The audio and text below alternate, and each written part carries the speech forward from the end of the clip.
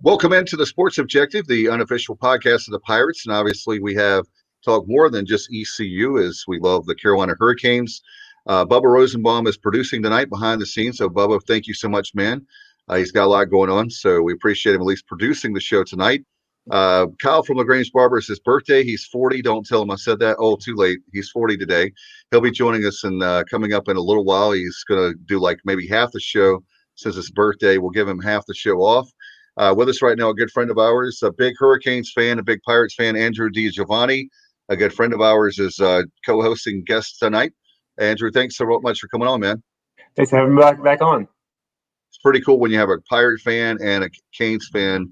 You fit the criteria for the show, so it works out nicely. And with us right now with the Carolina Hurricanes, a friend of ours, been with us for a couple years now, Mike Maniscalco. How are you, sir? Dave, I'm doing great. Thanks for having me. Andrew, thanks for being here. And as I have now been in these new times, everybody else has seemed to get their home studio set with all their awards and all this. This should let you know how many awards I have won in my lifetime with what's going on behind me. A lamp and an elliptical that I do believe is used more for hanging my clothes than actually working out on. So that sounds like me, especially when they say COVID-19. I'm like, it's more like COVID 30 or 40 for me. Thank you, Andrew. I'm glad I'm not alone, Andrew, but you've at least you've set up the shop the right way. So. Well, it's the Hurricanes room, you know. Well, great. Yeah, great to be here, guys. He's a real fan. I wanted to tonight when I was thinking about the show, I was reminded that I have not listened to Triangle AM Drive Time Radio since that weird summer of 2017, 16. Yeah, around there. Yeah, I know. Yeah. I know what you're talking about. So wow, it was 1 week. I was listening on a Friday, and by Monday, I had new programs to listen to. So it's been quite the ride, and people I share, I talk to here in the area, Hurricanes fans are so pleased when you join the broadcast team on Fox Sports Carolinas, and you climb the ladder. You should introduce him as the TV play-by-play man of the Carolina Hurricanes. So. Congratulations on the big step up. You're doing a fantastic job of yourself. Thank you, Andrew. It's to say it's been a whirlwind last 4 or 5 years. That's the understatement of my career for what it's gone into. But yeah, from where we were just a few years ago to now the doors that have opened up with this opportunity. Can't wait. Don't know when the next season will start, and the new role that I'm in will be, fully underway, but as it stands right now, just can't wait for hockey to get here. They say January 1st, fingers crossed on that, but if we're going to be realistic, I think that might be a little bit tough, but at least there's a date to shoot for, and all hockey fans can be excited about. Well, it's exciting times now. It's a very busy, truncated off season with lots of activity happening, every day. I mean, there's a new contract signed, something to talk about every day in the news. It's been fantastic. Fans are very excited, I can tell you that. Yeah.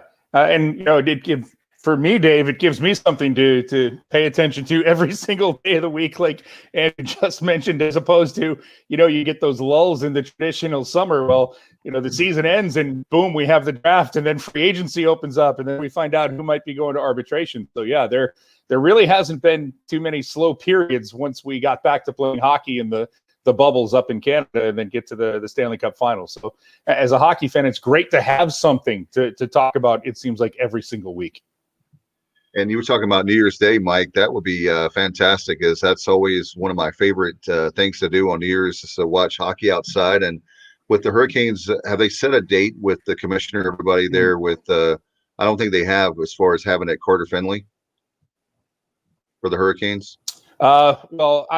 There's nothing set in stone yet as far as the Stadium Series game for the Canes at Carter Finley. It's supposed to be in February, but again, so much depends. And everybody keeps asking, what's going to happen with this game or that game.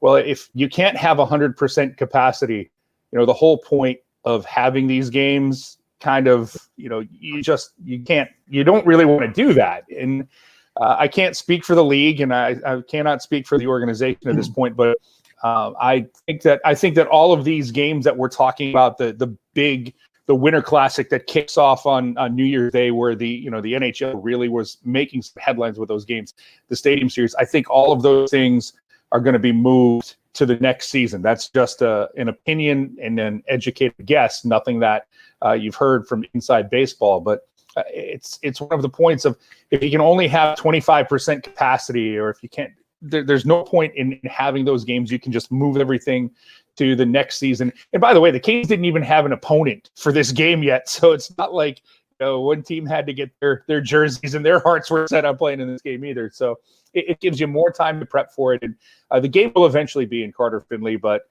I'll be very shocked if any extracurriculars in the NHL season happen this year. I think that they're going to drop the puck and it's going to be a sprint. They're going to try to get as many games in as possible and get the playoffs in. And remember, it's an Olympic year. So the tie-in with NBC, there's a real good chance that, they want everything to be done before July. So that's something that you have to keep an eye on and be mindful too with what's going on. Yeah, Mike, that you make an excellent point. The whole point for us to have the game in Raleigh is to show off how many fans we have. And if you have that game, it would look like we have no fans. So you make an excellent, I hadn't even thought about that point. With all this stuff, I should have known better to ask that question, especially. No, Dave, I think it's a fair question, because everybody's excited to have this game. It'd be like, for all the Pirate fans out there, you get to go to the Orange Bowl this year, right? But you can't, although Florida's a bad example, they let everybody do anything. So just pick a state where it's not as open, and Pirate fans have waited to go to the Rose Bowl or whatever it would be, and you're like, only 12% capacity. Sorry, folks. So that's the thing that the league is pretty mindful of too, because you want to sell tickets, you want to get as many people in these games, and again, you want to make it an event. And I think that as long as we have this uncertainty, you kind of have to play it by ear as to what's going to happen moving forward with games and events like that. And Mike, you bring up a point of the very fact of selling tickets, and the fact that that's like a showcase game with the NBA. They have Christmas Day, and that would be really embarrassing for the league, but also for the Canes. And there's a lot of Canes fans, like Andrew and I will be tailgating. I'll be there with you, brother, when we have that game. And we know who to get tickets from, Mike Maniscalco, I'm sure. Oh, yeah. Thank you for advertising that, Dave, because when it was announced last year, it's not like I didn't get 500 emails from relatives I didn't know existed. Exactly. Can you get me in the game? But it's one of these things. I think everybody knows it's a circumstance that's outside of the team and the NHL's control. So that's the weird part about sports right now. It's some places are 100% capacity, some places are 7%, some places are still 0. So I think when we get something a little bit better figured out moving forward, and that goes back to the start date as well. Owners don't want to open up to empty buildings; they want fans in their arenas. So it's going to be a very interesting 3-4 months to figure out where we go from here. So do you think I believe I am as interested in everybody. Do you think the schedule might be like it was in the 94-95 season? Start after the holidays and go 50 games, 55 games? It's again, I think it's however many games they feel that they can get in with the Players Association that they agree to, that they feel they can play and not put the players' safety at a problem, because you can't do what baseball's doing in the playoffs right now and play every day. You got to get to a point of what could work and what would the framework be. Again, educated guess, anything that starts later than January 1, I think you're not going to play a full 82-game schedule. But, the league has had lockout schedules before and things that can work, and what they're looking at. And believe me, they have every single flow chart and diagram and, the Venn diagram with circles coming through. Like, if we have this or that works out, they'll come up with something. My gut feeling is it will be near impossible to play 82 games in a safe time span, and then have a playoff the way that the league wants to do it. I think what actually would be a little bit more in my realm of possibility, you have a shorter season, but you have expanded playoffs like you had again this year. Because that's something that I think that the owners have been looking at down the pipe, guys, to get more teams into the playoffs, because that was one, it worked out great, but two, the longer your team is around in the postseason, the more interest you have from your fan base, and of course, TV ratings, TV dollars, everything else. Well, Mike, as June turned into July this summer, I thought, what's really the point of getting the season in? Maybe just bag it, start on time. But then when we saw the environment as fans, we saw the environment that the Toronto had in the bubble, and how obviously the Hurricanes responded, and it was wonderful, and it was something to take about one game, or maybe that practice game against against Washington, is to get kind of used to the visuals and the optics as a fan. But man, this was not talked about very much, and I didn't really hear you and Trip cover it. But the fact that we played up from the 6 to the 5. And then we end up drawing who was really the one of the top 4. That was really just, we always kind of throw our hands up around here, and that's not the matchup we wanted in that quasi second round, first round matchup.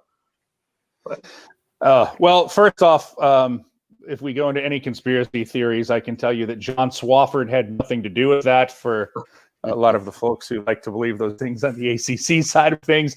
Andrew, I might be off of that morning show, but believe me, a lot of the storylines still stick. they're the same. I don't think it was anything like that. I think it was no matter who you got out of that top 4 teams who went in there, and it was going to be, if you got Tampa or Boston or Washington or Philly, you're going to get a team that got hot because they won their 4 games, or you're going to get this. Boston right now is just a bad matchup for the Hurricanes. And I mean, and it's Boston's a really good team. That was the coming out of the playoffs. There were a lot of folks who were like, oh, it's disappointing that, this team reached the Eastern Conference Finals last year and they got bounced in the first round. And I don't look at it like that. They won. We won a round. Yeah, even though the NHL doesn't want to call it a playoff series, they won a qualifying series, a postseason series. And we're getting into semantics on all this. But yeah, they won a round.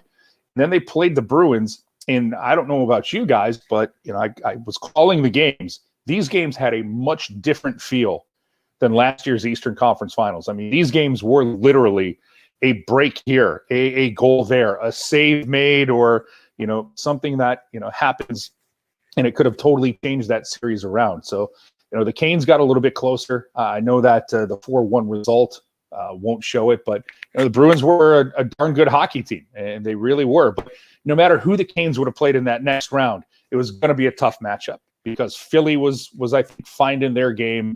I think we saw that Tampa was on the University of Virginia basketball revenge tour of trying to win, and they got that done. And the Caps, even though the Caps seemed to be the most disinterested team in playing in the postseason, if they would have saw those Hurricanes jerseys based on last year, I think that there would have been a little bit more fire in their bellies in a first round series. So no matter who they were going to get, it was going to be a tough matchup for the Canes to try to advance. And if we want to get your thoughts on Tampa, that I know that they're one of those teams that certainly over the last handful of years have been really good. They got a good program down there, good organization. Just want to get your thoughts as a hockey fan, and obviously someone that follows the game very closely, your thoughts on them. Well, first off, I think they are, to me, the prime example of finding players in the draft, and it's not just first-round players. It's Braden Point is a third-round player. It's finding when they found guys like Tyler Johnson and Anthony Cirelli. You can run down the list, but then when you have high picks, you got to hit on them. And Victor Hedman, a second overall pick who wins the Conn Smythe, is great. Andre Vasilevsky. If you're going to draft a goalie in the first round, you better turn into Andre Vasilevsky, and they were able to do that. And then they get smart with their other assets. I think what they realized last year is they had. They wanted to play the game a certain way. They were a talented team. They were a fast team. I stopped short of saying finesse. They're not a finesse team, but they were a team that didn't have that grit. They traded first-round picks for Barclay Goodrow. They traded first-round picks for guys who bring that kind of, attitude of I'm going to make tonight as hard on you as I possibly can. on those two, the third and fourth line in that bottom six role. They did that. They also made smart trades. They had a player in Jonathan Drouin who wasn't happy in Tampa. They traded him to Montreal for Mikhail Sergachev, who is outstanding. Nikita Kucherov. Again, you talk about players not in the first round. There's to me, and I'm not trying to talk up just because of who I'm employed by, but you look at the path that the Carolina Hurricanes are on, and it is very similar to the path that the Tampa Bay Lightning took to become this team that we're watching right now. And then, I think the best thing for Tampa, they got to play Columbus in the first round and exercise that demon. And, this house is clean and they can just concentrate. I think the fact that they wrapped up as quickly as they did against Boston got them ready to go. The Islanders were a tough team, but once they got to the Stanley Cup final, they could see the finish line. Dallas, hats off to them and former Carolina Hurricane Anton Hudobin for getting to the finals. But my goodness, that Tampa team, even without Steven Stamkos, that Tampa team, I think they showed they had more than enough, and why I think we kind of slept on them this year because of last year, but I think we showed why they were the team at the end of it that was hoisting the cup. Mike, I'd like to get your thoughts on the draft, if you could. A little bit about what the Hurricanes took. I was kind of surprised we didn't get Askarov, so we went no goalie at all. Do you have any thoughts on the first two picks?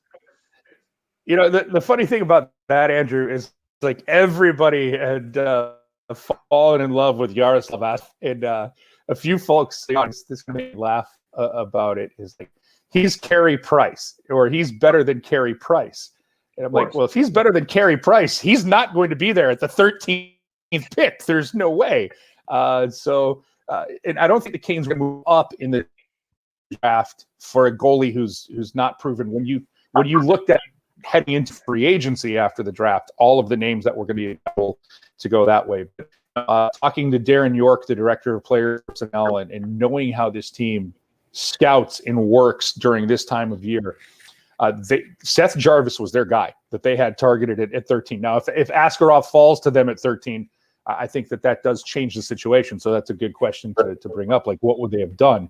But Jarvis was the guy that this organization had pegged.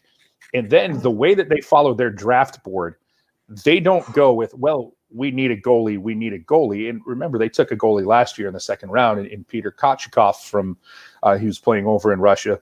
And they believe that he's got a shot of being an NHL goaltender, but he might take a little bit more time.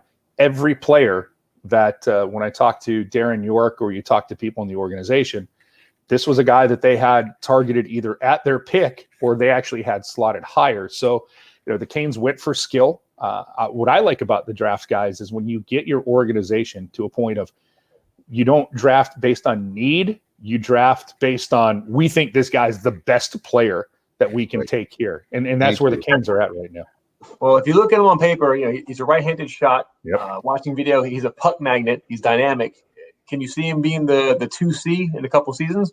Couple of seasons. I can see him. I can definitely see him as far as his transition goes to getting into the league, breaking in as a third line center and being a guy who, based on matchups and the way that Rod Brindamore just works with the forwards and gets these guys ready, that could be a role where he could come in. And as you mentioned, Andrew, if you watch any of his highlights, it's hard not to be excited about this player that the Canes got at 13. Yeah. Again, I hate to put timelines on these guys because hockey, it's like hockey and baseball, it's so tough. Like, the first, second, third overall pick, okay, those are guys who are slated to be in the league. Once you get after that, it's really rare that you see that. But I can definitely see Seth Jarvis within the next 3 seasons putting on a Hurricane sweater and having an impact on the ice the way that he plays the game. It's a really good pick, and I know the organization was extremely excited that he was there when they picked 13th. Now, the most intriguing pick, and it was a name I'd only heard of in a different context, number 41, get Noel Gunler, who many people had higher on their board. Some people had him as high as number 10 or 12. So that's a guy it seems like maybe, I don't know if there's some kind of, I don't want to say baggage or some kind of, maybe teams passed on him. And perhaps there's a thought process that our organization and Coach Brindamore could bring him around and use his skill set in the right way. I think, the funny thing is when we're talking about teenagers and, draft picks, and you see it in every league, always say, oh, there's a red flag here, or this guy didn't make this all-star team, or this guy didn't play here. Well, for hockey, for hockey, especially for European players, if they get left off of their national teams, their under 18 national team when they're playing for World Juniors, everybody always tries to go down this line of, oh, there's some kind of question here. Nobody does their homework as thoroughly as the Hurricanes do when it comes to any kind of off-ice red flag questions for players. I think with Gunler, I think a couple of teams looked at it and would say, okay, is this a guy who fits what we want to do? Is this what we want to work with? We hear those questions, but the Canes vetted it all out, and Darren York actually had a really good explanation for Gunler being there when they wanted to pick, because the funny thing too is a lot of folks, Andrew, had Gunler further down the draft board than where the Canes selected him at 41. Like, some people are like, oh, that might be a little bit of a reach for Carolina, depending on what you talk to. This time of year, you're trying to project what these youngsters are going to do. But as far as Gunler goes, I think that he answered every question that the Canes had. And, I'll look at it this way. Anytime you get a first-round talent in the second round, in mid-second round, you don't question it. You run up to the podium. And as a Minnesota Vikings fan, let me tell you, you run to the podium and you make the pick before the clock runs out, and you get the guy that you want. No question. Mike, I had a couple of questions for you. One is, as you probably remember, I'm a huge fan.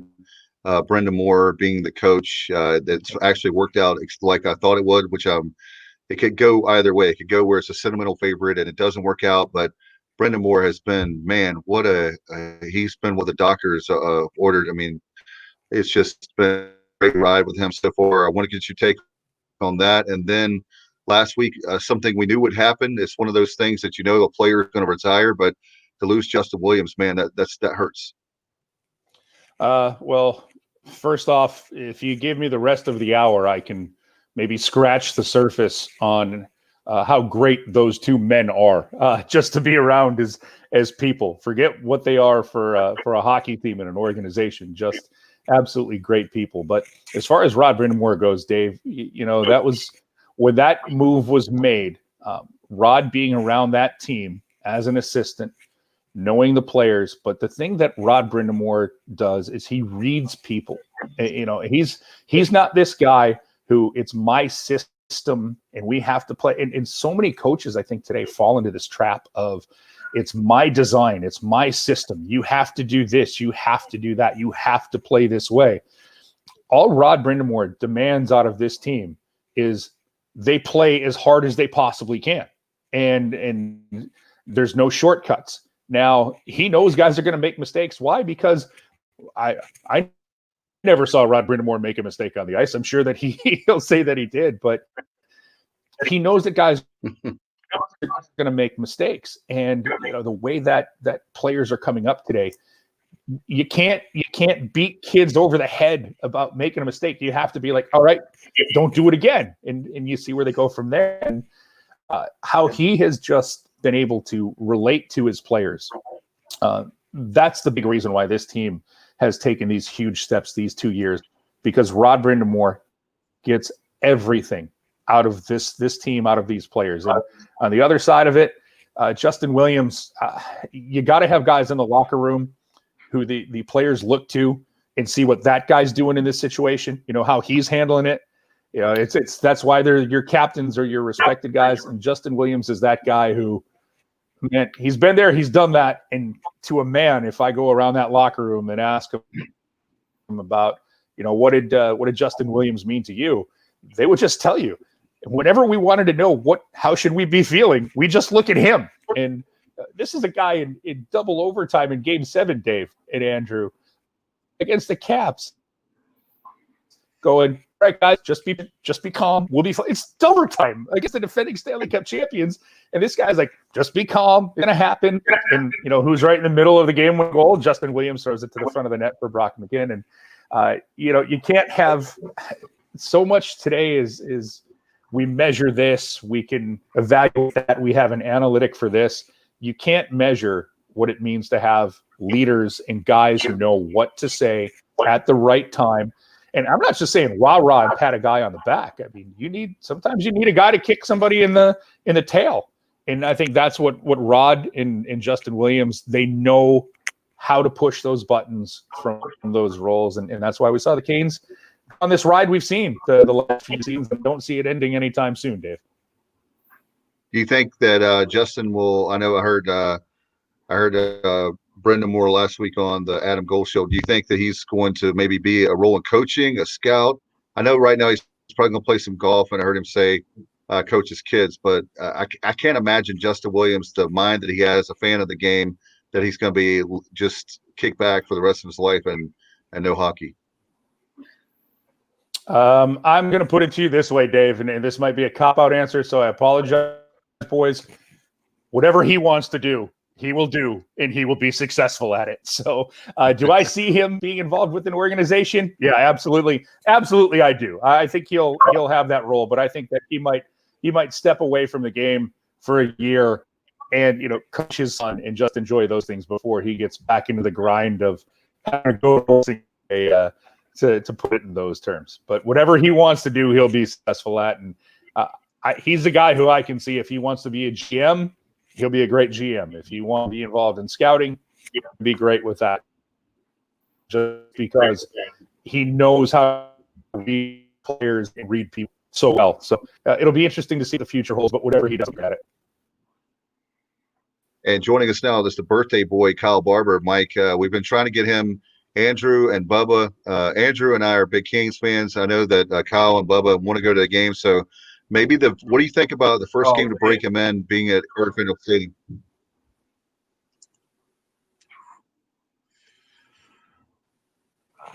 I'd say bring that for me, boy. For a second. Yeah, we got you back now. I was saying Kyle and Bubba are part of the team. They haven't been to a Canes game. I wanted to break them in. We've been talking about a couple seasons now to go to a game. What do you think the best game to go to is? I got it. Maybe Mike, when we have. How about Buffalo Sabres? We'll put them in section 328.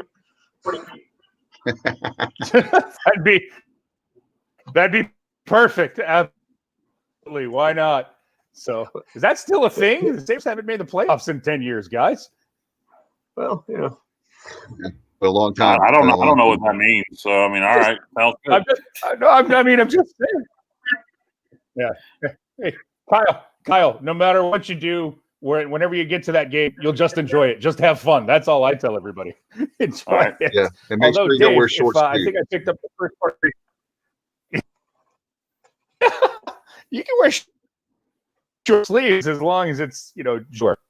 But if you want to get him to that Carter Finley game, that might be a game that a lot of people are going to say they were there, but might not remember how it turned out, if you know what I mean. No doubt, Mike, on the tailgate lots. Mike, I want to ask you one more question. If there's time, Jesper Fast. He's a player who, based upon his success against the Hurricanes, I would have thought he had more points each year. I didn't realize that he was kind of where he was on the score sheet. What do you think a guy like that brings to the maybe like that bottom six wing? You think he's going to more than a production level? Do you think he'll bring an energy level and a physicality to the roster that we kind of need for the next push? Well, a player like Jesper, first off, he's a third line winger, but he can kill penalties. He is as fast as, and I know the last name is Fast, but he is a swift skater. So he brings that speed into PNC Arena. And what he is going to, I think what he'll be able to do is he'll bring more points here in Carolina, because I think there'll be more opportunity for him to get those points. But what I like about a player like Fast is he's versatile. If you need to move him up to the second line, you can move him up to the second line. If you need to give him minutes on the power play, you can give him minutes on the power play. But he knows his role. He plays the game very hard. He's a Rod Brind'Amour player. Like, he knows his role, but if you ask him to do something else, he'll make sure that he does his best to give you everything that he's got to fill that. So he's a great signing. And I mean, you get 3 years, $6 million, $2 million a year for that player. I know that the goal the goal category isn't huge.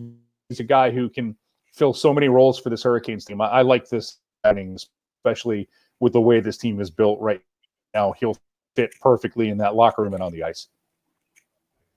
And Mike, before we let you go, I actually was talking to Andrew earlier and Kyle. We lost Andy Van Halen last week. Are you a Van Halen fan or are you a rock fan? I'm just guessing off the top of my head. I really have no idea. I've never asked you that question. So. Absolutely. Are you kidding me? Couldn't grow up in the 80s and not like Van Halen. What'd be wrong with you? So, although if we're going to be honest, I don't want to create a division for you guys after I step out of here. So, Kyle, apologies if I'm starting a mess for you here. But I was David Lee Roth, then Van Hagar. They had a lot of hits with Sammy Hagar, but Van Halen to me is with David Lee Roth and the spandex in 1984 and Diver Down. That is Van Halen to me. So.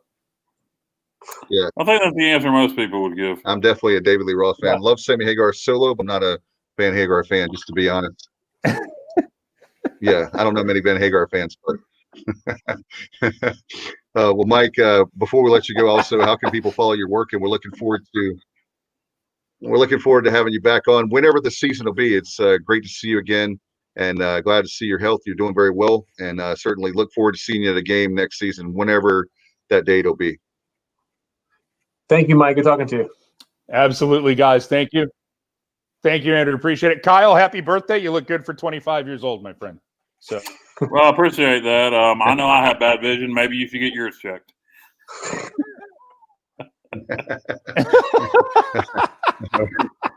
Take it easy, guys. Thanks for having me. Thanks, Mike. Yeah, man. Bye-bye. Mike Maniscalco, one of our favorites, and having him on. And Andrew, man, you're awesome. Glad to have you here on tonight. And I tell you what, guys, very excited. Thank you, Bubba Rosenbaum.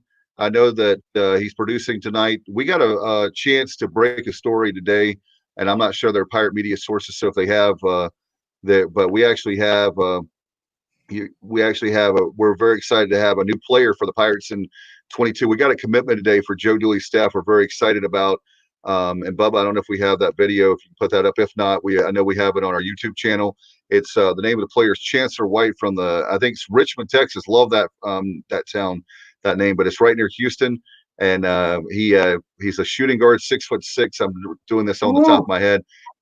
But very excited. Apparently he shoots 35% from 3-point land, 52% I know from field goal range. They had the best record they ever had at the high school last year. He helped them get a 25-10 record. So very, very cool there.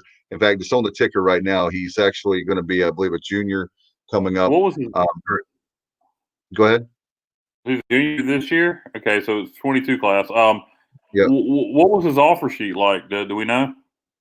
One of them I know 24/7 said was Houston. So Houston's obviously a powerhouse.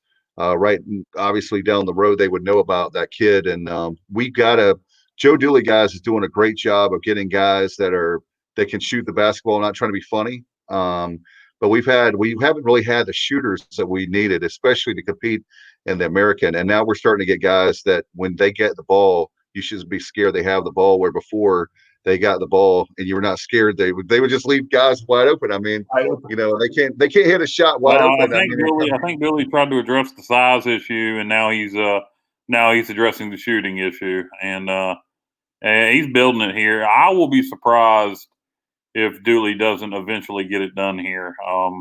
I really expect and you never know how this non-conference thing is going to work out this year.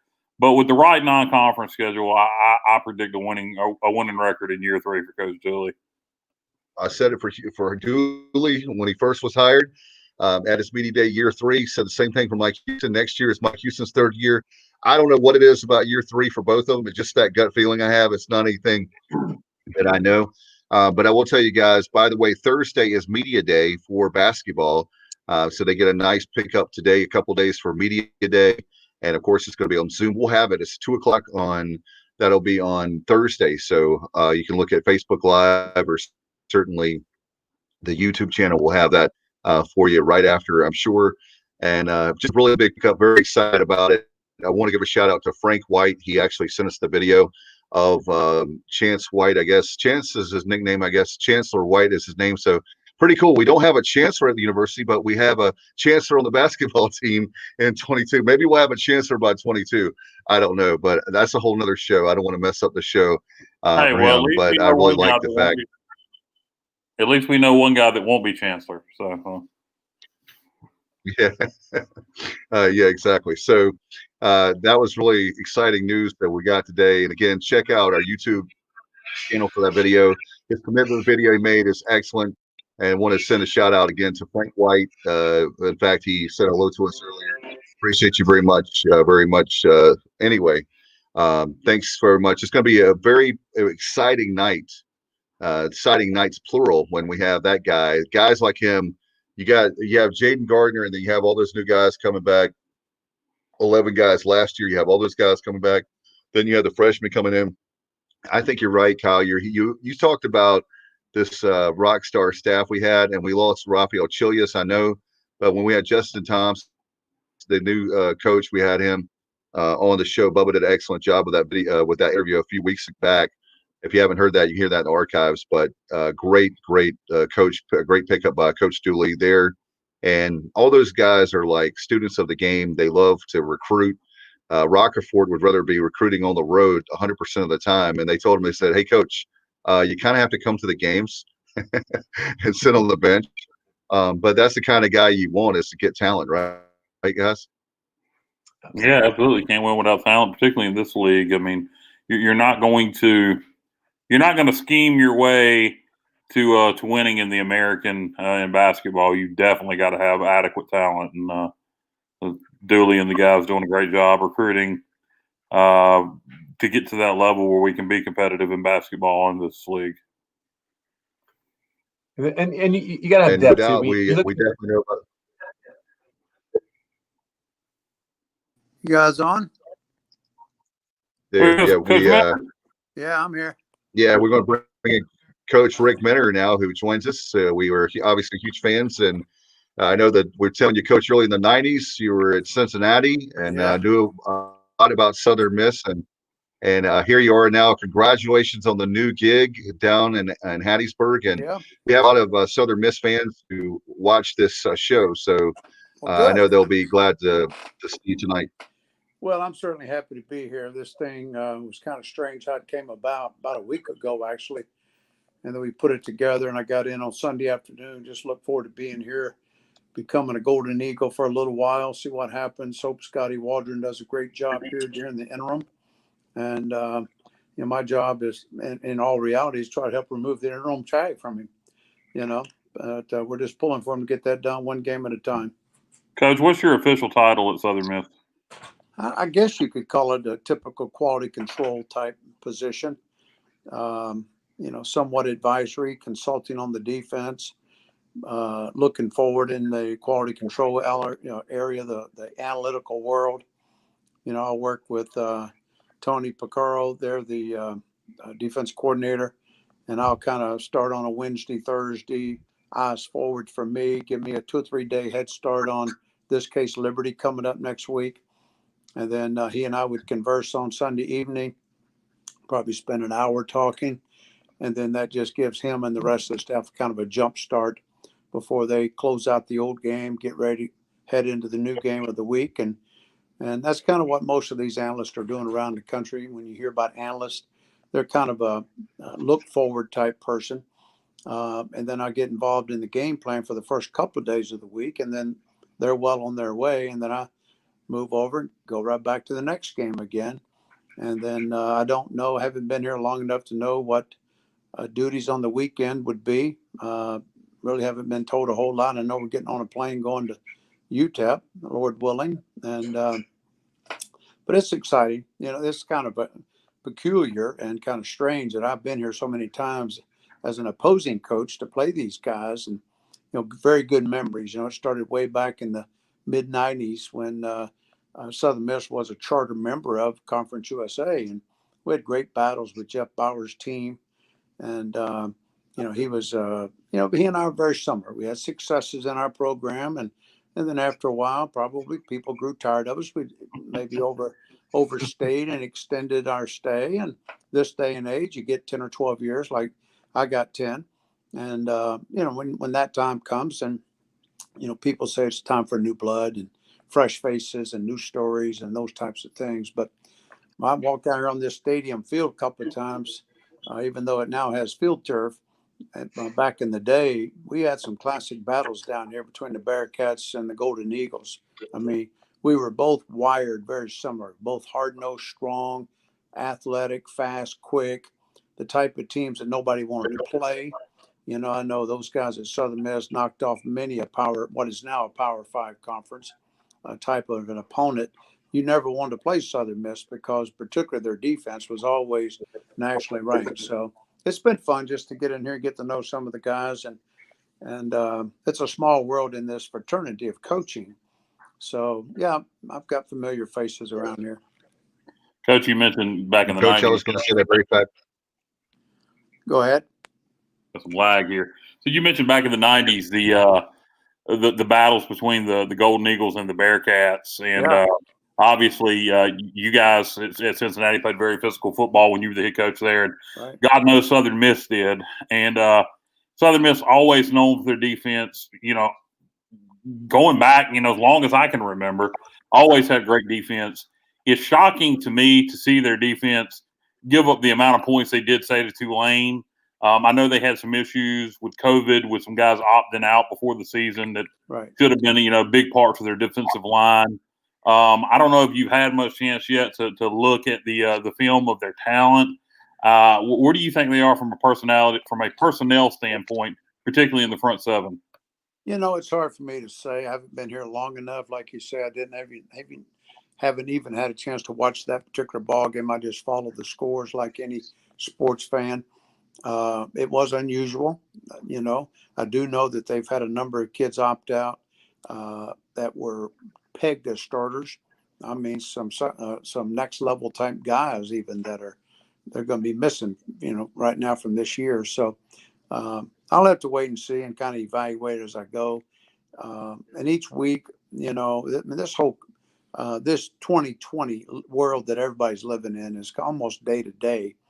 With who you're out there coaching. And then just like a week ago, they got a call on a Thursday night late that they weren't even going to play the game. So it's a very mind-boggling year. You have to stand on guard to overcome, adjust, and adapt. And I'm sure the coaches here are doing that. But, Coach Hobson, when he was here, had a major impact on the defensive staff in terms of that was his bailiwick also. And so I'm sure everybody's just now getting tuned in. It's been 3 games since that time. And then when you have somebody like Willie Fritz, who really does a heck of a job in the run game, then I don't know really what happened in that regard. But, we just got off the practice fields. First time I've ever seen them practice. So I'm going to jump back in there and watch the film of today's practice. And I don't even know what we call things here. I mean, I just got here. It just seems like, I've been here less than 48 hours. But it's going to be fun just to get to know the coaches, get to know the players a little bit as we go, find my little niche as we go along here. I couldn't offer them advice if they asked me because I don't know what they do. I mean, I'm just learning every day what it is a Southern Miss defense looks like structurally, vernacular, vocabulary, the whole thing. And then all of a sudden tomorrow, I got to jump in there and start working on the next opponent.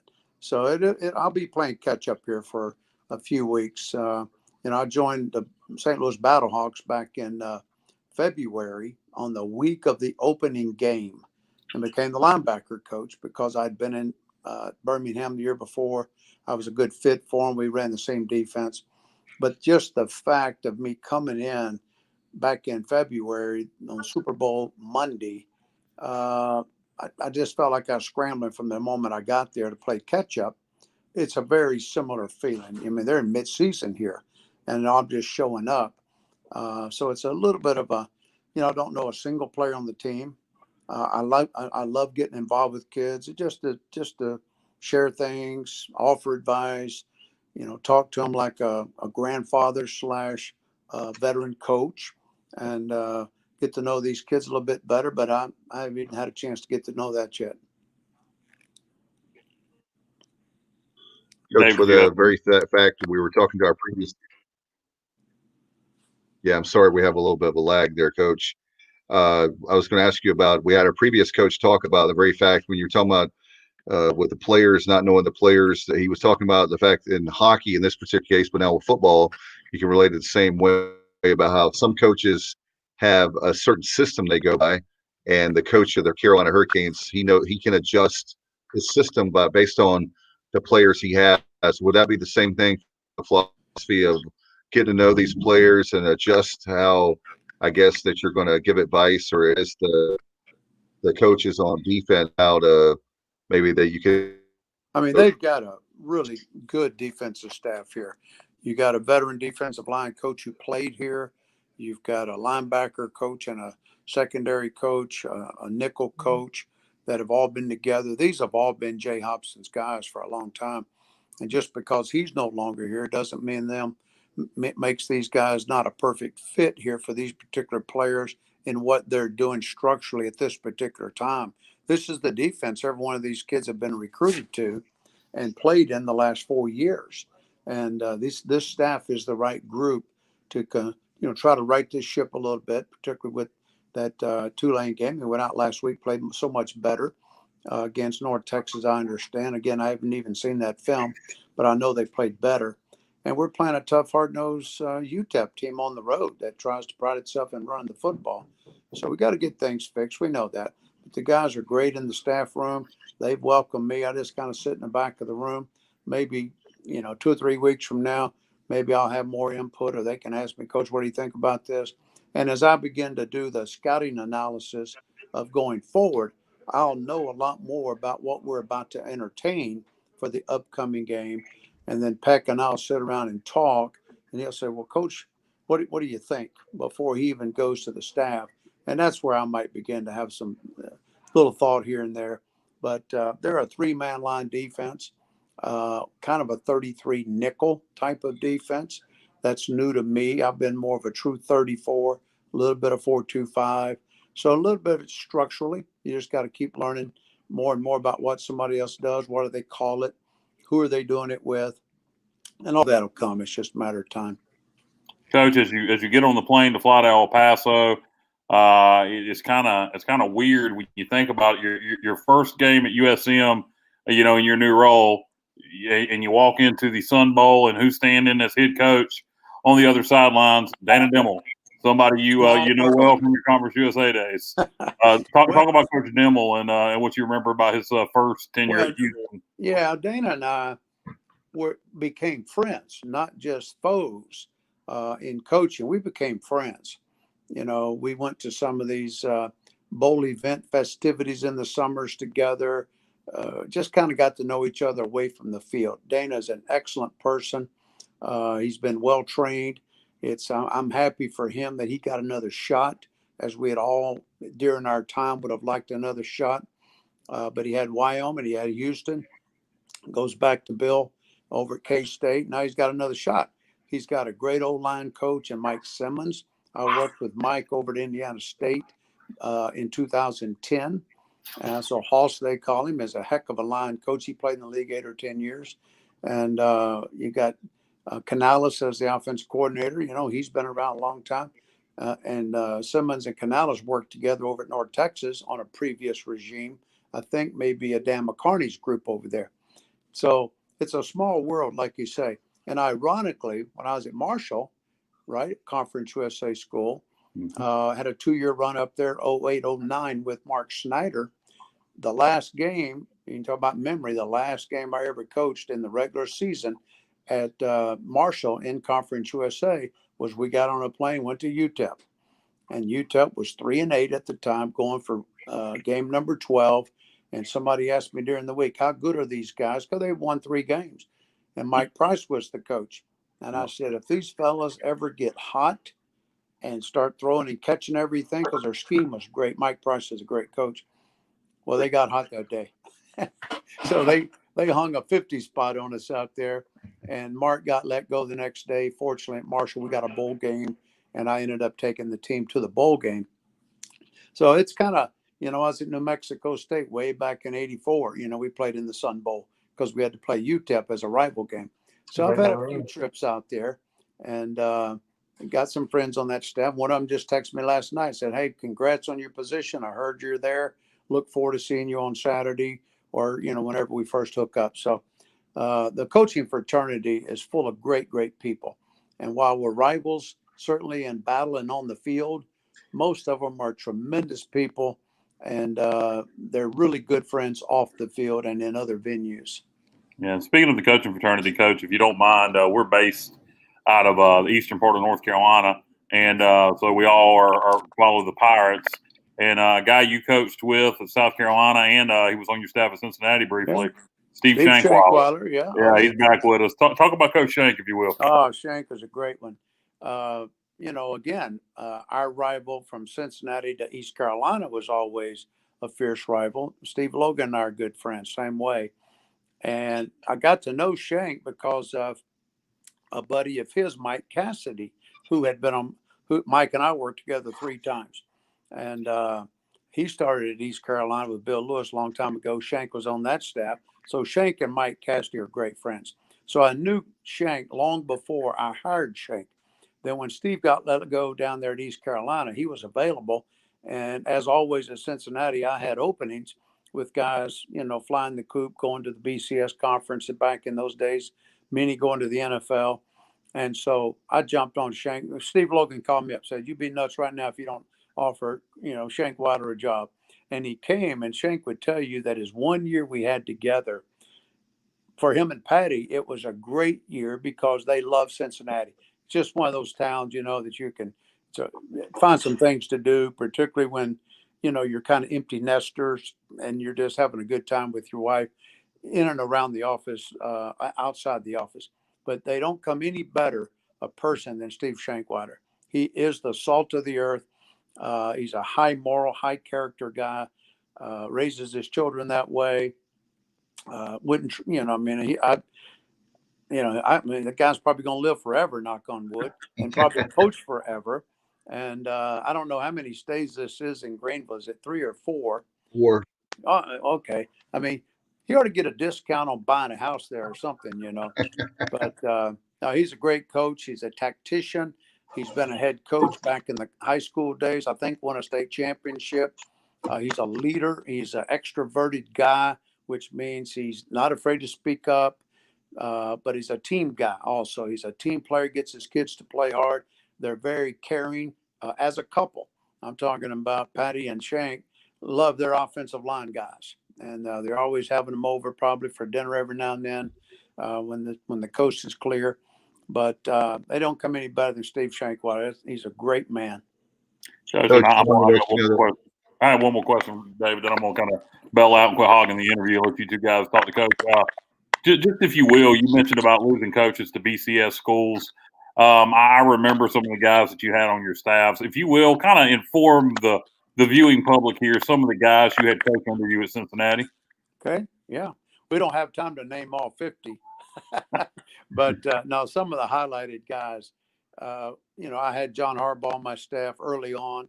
And at the same time, John was on the staff way back in 94, 5, 6. At the same time, 96, 7, I hired Rex Ryan. Both of those have and were at one time NFL head coaches. I had Don Martindale working alongside Rex, and now Don is John Harbaugh's defense coordinator. Chris Hewitt was a player for me at Cincinnati during those early years, and he's their secondary coach. And the co-secondary coach is my son, who's 37 years old. So it's all kind of Cincinnati influenced, Cincinnati connected. Now, also then in 1999, I hired 2 up-and-comers. Mike Tomlin walks into my door, 26 years old, shakes my hand, that big, nice smile, that steel jaw of his. And you do. I always brag about Mike because he's that guy it takes about 5 seconds of a first impression to know exactly what you're getting in Mike Tomlin. He hasn't changed one iota. I've known Mike now for a long time, but you knew he's going to end up where he is somewhere, somehow, after that first talk with him when he was 26. And now, what is he, 45, 46, 20 years later. Okay. Jimbo Fisher. I hired Jimbo at 33 years old. They'd been down at Auburn, gotten fired with Terry Bowden. And Jimbo was just basically looking for a job, but then somebody put him on to me. And I had an older veteran staff at that time, and I lost my offense coordinator. And I came down to Atlanta and interviewed him, had him drive over from Auburn. I went down to Atlanta, got a room for the day. And it took me about 5 minutes to realize I got to keep listening to this guy. And the same thing. So I hired him above the advice of all of my offensive staff, who thought I should have given them the job to a couple of guys on my staff because they're a little bit older, been around, done that. And I just had a hunch. I said, guys, I'm just telling you, this is a rising star. The way you see now some of these 30-somethings that are cool now, that's what Jimbo was 20 years ago also. And so, then he gets hired by Nick after being with me 1 year, comes to LSU, goes to Florida State, wins a national title at LSU and Florida State, and then, takes the money and run and goes to, Texas A&M, and had a big win finally on Saturday. But it all started with a young AD, a young associate AD who was at LSU when he went to LSU, and then the full circle, that guy became the AD at Texas A&M. That's how they came and got Jimbo and put the money on the table, $75 million, 10 years. And just even that win last Saturday really makes the people begin to realize we maybe do have that superstar coach that we all paid for, so to speak. But I had a bunch of guys. I could go on and on, but having 3 head coaches in the NFL come off my staff, Jimbo being a star guy, Don Martindale, an NFL coordinator, Jerry Rossberg. You just name them. I was so blessed to be Gino's coaching now, ain't he? Pardon?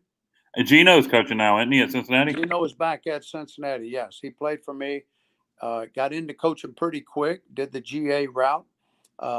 He played his 4th year under D'Antonio. Yeah. So that kind of steered him a little bit. And then he ended up at Central Michigan. And then when Luke Fickell got the job at Cincinnati, he reached out and hired Gino Guidugli. And now he's back, and now Gino's a veteran. I've been up there a lot of times over this last 12 months to see the Bearcats, get to know the Bearcats. Good friends of Luke Fickell. He's the right exact man for that job. And he's got a heck of a staff. He's got a young rising defensive coordinator, Marcus Freeman. Gino's a rising star on offense. Of course, Mike Denbrock is the OC right now, doing a good job. And a guy that was my GA the very first year, Ron Crook, who's bounced around, been around a long time. He's an O-line coach there at Cincinnati. So it's almost like old home week again when I go up there and sit down and talk to those guys. But for me, it's fun just to relish in the guys that I once hired. I take great pride in having hired really good people, number one, and then really good coaches. And they did a great job, and they took advantage of their opportunities and never tried to hold anybody back when opportunity came along. And, whether it was conference, exposure, money, it was always good hires. I got hammered in my local press because hiring 50 coaches over 10 years, they must say that must be some kind of SOB or something to work for. But in essence, a majority of them all went off to bigger, better places, as Cincinnati was a transitional school at that time.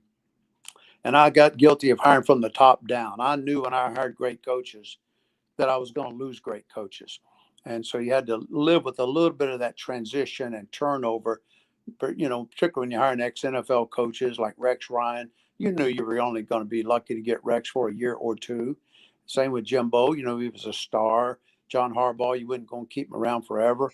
Mike Tomlin, I talked him into staying his second year. I said, Mike, don't go to Syracuse or this other job and get guilty of just bouncing around. Just hang right here. But, and I was selfish, of course. I said, just hang. Greater things will happen for you than Syracuse. And that's no offense to Syracuse. Well, his next job was the Tampa Bay Buccaneers because Monty Kiffin was my mentor that I came up under, and he knew something about Mike. So he picks up phone, calls me, and I said, if you bring Mike Tomlin down at 27, 28 years old as a interviewee to the Buccaneers, Monty, you're going to hire the guy. Oh, yeah, you really think so? I said, just trust me. If you bring him in for an interview, you're going to fall in love with this guy and you're going to hire him. And of course, the rest is history, So It's been great. I've been blessed to have good coaches and try to have a positive influence on young kids as I've gone through my journey. Don't know if I'm completely done, but I'm happy to be back in the saddle doing something, and look forward to doing it here at Southern Miss. Coach, I want to let you know that we have James Smith, who's a huge Southern Miss fan, and we'll put some comments up there for you before we let you go. He said, Okay. Coach, we're glad to have you at Southern Miss, especially on the defensive side of the ball. Well, I appreciate that. And he wants you to know that he's glad to have you in Hattiesburg. Like I Look said, forward to being here a little while. and he want to let you know that his wife is the billing director of the campus doctor's office. Okay. Shannon's her name, right? Right. Right, yeah. I hope I don't need her services, but yeah. But no, appreciate that call. Thank you, Coach, for coming on. Love to have you back on. I know that you were generous with your time with game week and prepping for your game. Good luck this week, and definitely good luck with the Golden Eagles this season. And love to have you back, like I said, on we'll real do it. soon. Very, very open to doing it. Appreciate your time, guys. Thanks, Coach. Thank you, Coach, very much. All Drew, right. you had a question you wanted to ask Coach. You didn't get it in about the fog and rain bowl in '97. Well, I was going to ask about 25 years ago. Well, so we're juniors. To date ourselves, it was 1995, and there was no TV for this game. So here it was the season that the last time we were ended up ranked, and we thought, okay, well, we're going to win this game, going away. Oh, you're talking about the game where they beat us by a touchdown up in Cincinnati. No, it was 13-10, and in fact, that was the night that who was the kicker my age? Chad Holcomb. Holcomb. Yeah, Holcomb made like a 52-yarder right before the half to even kind of keep us close. We lost 13-10. It was one of those dud games we had, but we only lost 3 that whole season. We ended up ranked in the final coaches poll after that season, but it was a game that wasn't on TV. We couldn't see it. It was just listening to the voice in our living room all night. It was a tough loss. So that was the second season. They kind of had. I think they went 6-5 and kind of turned their program around after that. Now the Fog Bowl was 2 years later in Greenville on that Thursday night, and it was I think Gonzalez threw the ball 63 times and we scored 14 points. It was kind of a crazy game. Yeah, we beat Cincinnati that year, finished with 5 wins, but they went to a bowl. We lost that game. Yes, yeah. We beat them in '97. We beat them in '97 in the Fog. 14-10, I think. Yep. And then went 5-6, and then they went to a bowl though. They had 7 wins, and then beat John L. Smith at Utah State in the first ever Humanitarian Bowl for an 8-win season.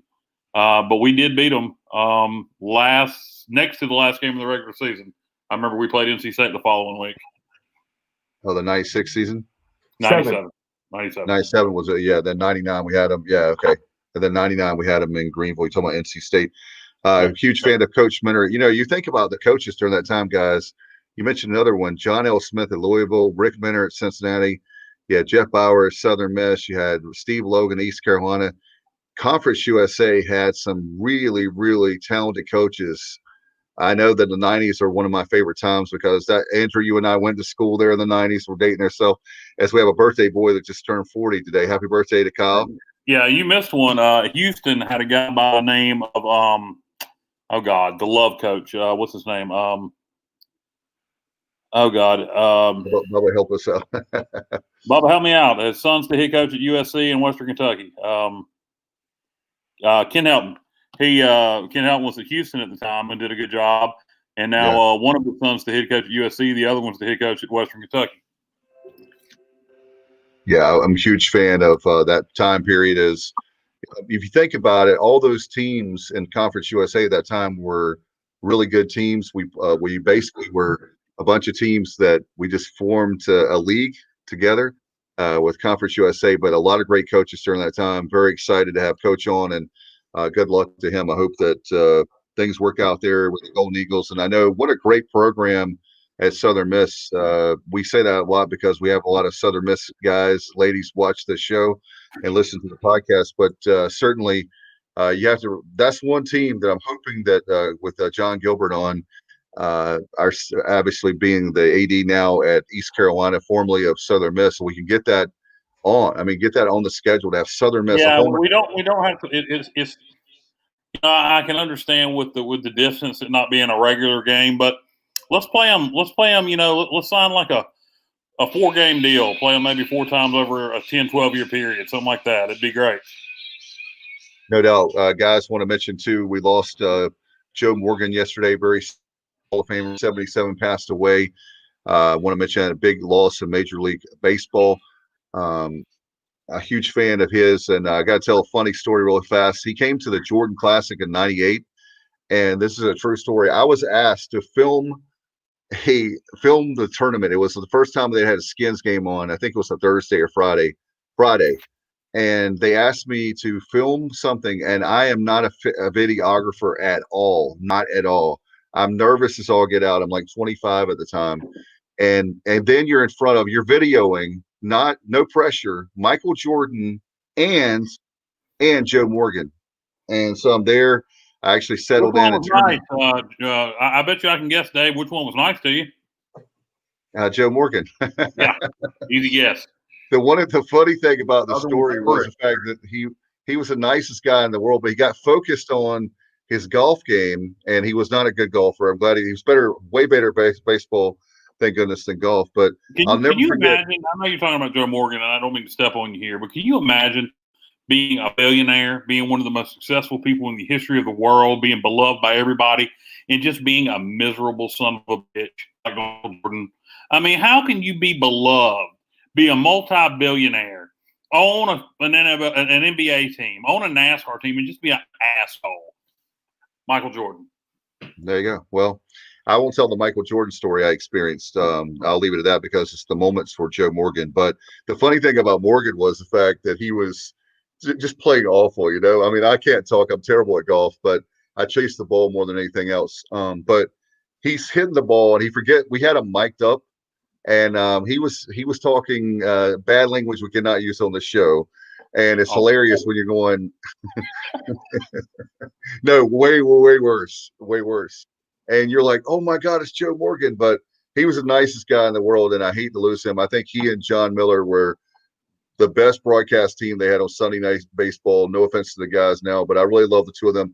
The thing I was thinking about, guys, and we'll wrap this up in just a second, but I was just thinking about with Joe Morgan was the very fact the two of them calling the game was exactly what you want in broadcasting, where it was like two guys. They had the knowledge of the game, but it was like they were talking to you like conversationally as you're watching the game as two guys, and you felt comfortable with them. And I think a lot of times with broadcasting now, we get these pretty boys like a Ken doll, perfect hair, perfect suit, and they give you like X's and O's. It doesn't matter what sport, football, basketball, baseball. You don't ever feel connected with them at all. Joe Morgan was obviously an all-star player, Hall of Famer, but when you heard him call a game, he didn't talk down to you. He gave you the information, and he talked to the fans as if he wasn't talking at you. He was talking to you. He would explain things about the game on your level, and I always appreciated that about Joe. And there was something about him and the play-by-play guy. You just said his name. They had they had a great rapport with each other. There's something about them calling Sunday Night Baseball. I'm with you, Dave. I love Joe Morgan as an announcer. I'm 40 years old, so I don't really remember him as a player. I know he played in the 80s, but I don't really remember him as a player very much. But definitely as the analyst on Sunday Night Baseball, I always loved Joe Morgan. I remember him as certainly when he played with the Phillies, the '83 team that won it all. He was, I think he's a great player. I know that Andrew, when it comes to the Reds, he loves to talk his Reds. But you know what? That's fine because we could also give plenty of examples of. 83 was the Orioles, Dave. I think you mean that was the 80 Phillies. 83. Yeah, he played on the 83. That lost to the Orioles. Yeah. Okay. Yeah, the Orioles won in '83, but he lost on that team with I don't know, a guy that should be in the to me that should be in the Hall of Fame, Pete Rose, but that's a whole nother show. Oh. Yeah, I believe he should be in, but there's plenty of people that are racist and they've done really bad things. They're in the Hall of Fame in baseball, basketball, football, but just on the game itself. But that's just again, one of these days baseball will get it right. When he's dead, they'll put him in. They will put him in eventually. They just don't want him to make money off of the fact that he's a living Hall of Famer. That's my take on it.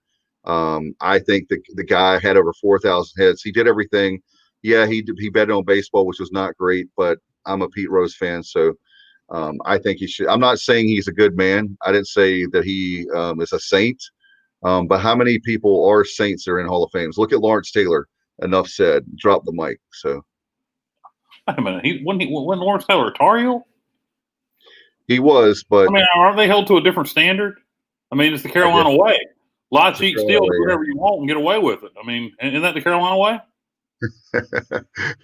I wasn't going there, but it doesn't matter what he did. He went to Carolina. You can get away with it. That's enough. You know. All right, but before we, hey guys, before we let you go, you know my favorite LT moment. His match with Bam Bam Bigelow at WrestleMania 10, whatever it was. That's my favorite LT moment. There you go. I hadn't thought about that in years. Wow, I hadn't thought about that. Wow, with WrestleMania, good stuff there. Before we let you both of you go, we had the press conference with Coach Mike Houston today, and a lot of, and we've been. By the way, folks, if you want to get all the Navy stuff from the Navy perspective, we have that up on our Facebook page and obviously on YouTube channel and SoundCloud, Anchor as well. For the podcast version, you can hear the players and coaches and stuff. So make sure you listen to that.